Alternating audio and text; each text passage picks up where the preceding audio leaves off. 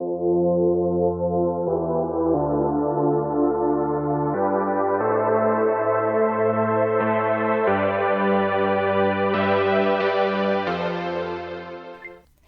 there, it's Stephanie Shea, Chief Astrologer for janspiller.com with your monthly horoscope.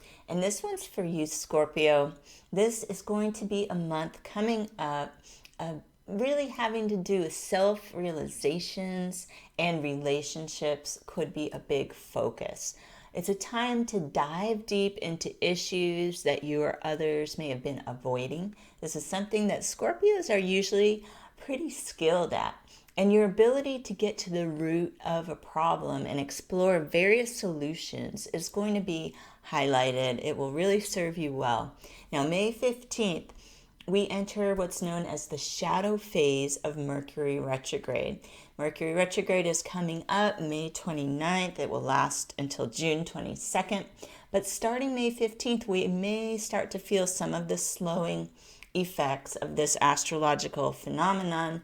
For this reason, it's a really good time to initiate new agreements and make your most important decisions early in the month.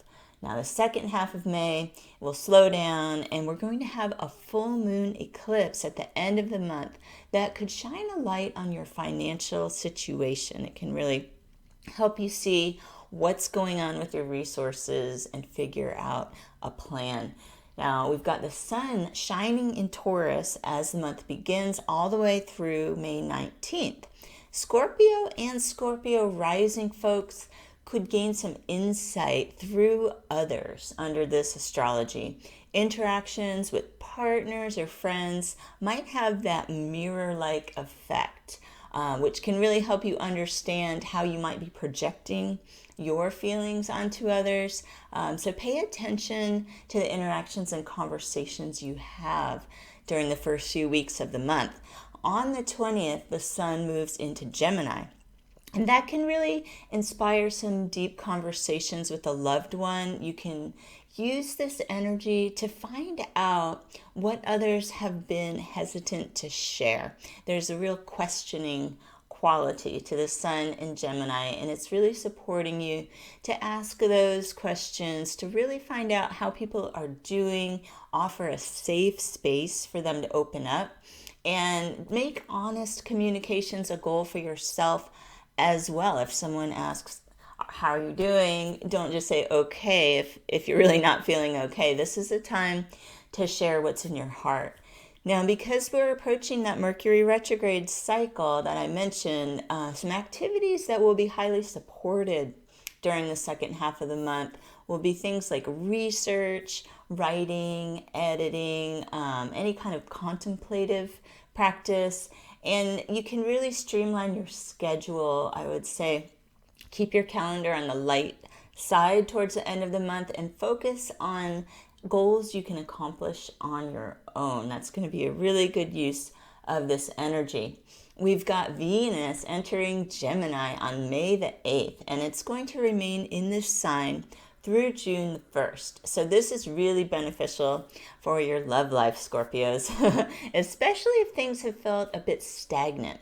Whether you are attached or single, Venus in Gemini encourages lively conversation. It's kind of a flirtatious energy.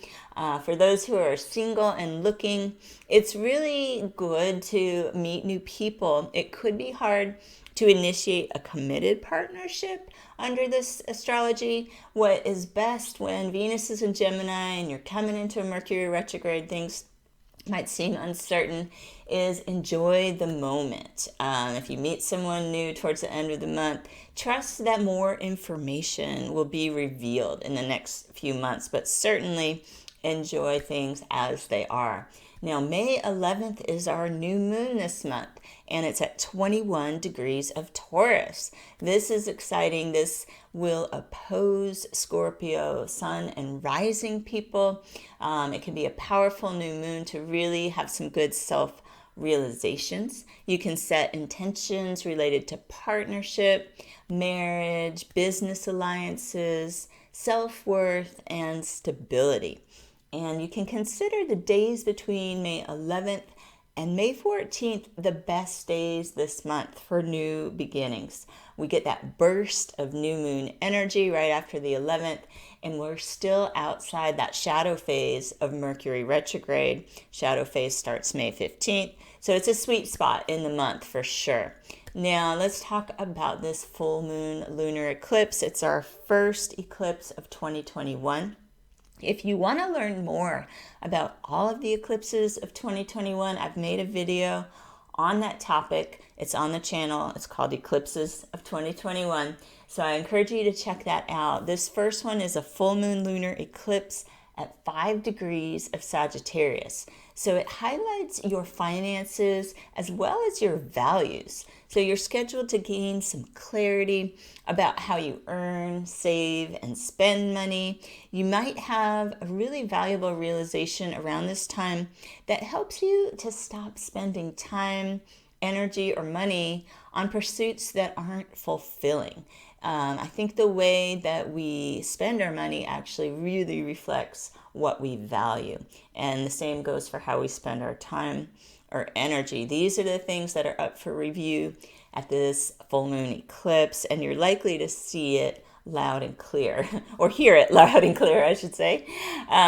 If you have been working hard towards a financial goal, you could see some results around this time. That's a benefit of full moons, and especially full moon eclipses. It often represents things coming to fruition. So if you've been working hard, maybe saving towards a goal starting at the beginning of the year, you're likely to really feel some satisfaction for your efforts. I hope that you can make the most of this month's astrology.